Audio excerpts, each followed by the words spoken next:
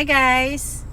For today's video ay pupuntahan ko nga pala yung lupa na nabili ko. Bale, isasama ko kayo doon para makita nyo. Ito yung first in sa aking pagbablog. Kaya nung makapagbayad ako as in sobrang tuwang-tuwa talaga ako dahil finally akin na talaga yung lupa. Mayroon na din sana akong pangbayad na pang fully paid. Kaya lang nagkaroon ng konting problema. Nintay ko talaga na maging malinis yung mga papers ng lupa. Kaya ngayon ko lang ito i-share sa inyo dahil finally na nabayaran ko na nga siya.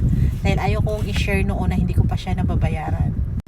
Kaya tara, samahan nyo na ako. Pupunta tayo doon sa lupa.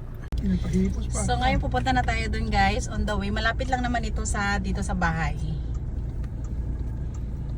Siguro mga mga 5 minutes.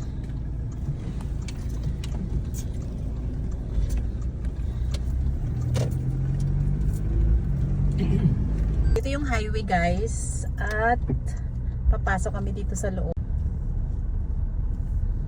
Tapos guys, hindi din mahirap pag pumasok na dito kasi nakakalsada na din siya.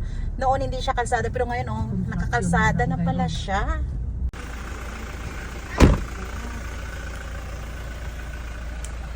EI.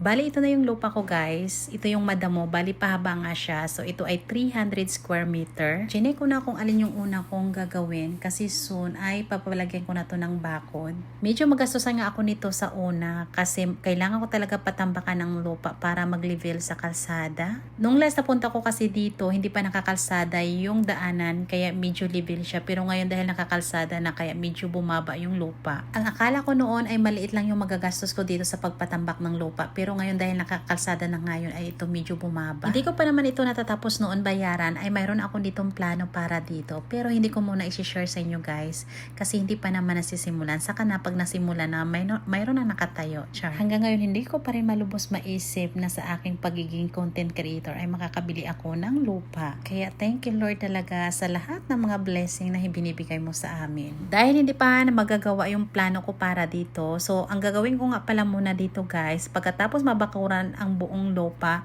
ay mag-aalagang apala muna kami dito ni Daddy Afam ng mga hayop at magtatanim kami ng mga gulay. Ang sarap na dito tumira pag mayroon na din bahay kubo kasi yung paligid mo ay taniman. Baka dito na kami ni Daddy Afam matuto kung paano magtanim ng palay.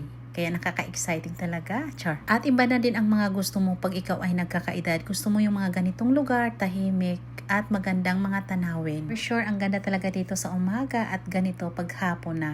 O siya, hanggang dito lang muna. Saka na lang ulit ako mag-update guys pag napatambakan ko na ng lupa at nalagyan ng bakod. Salamat sa panonood!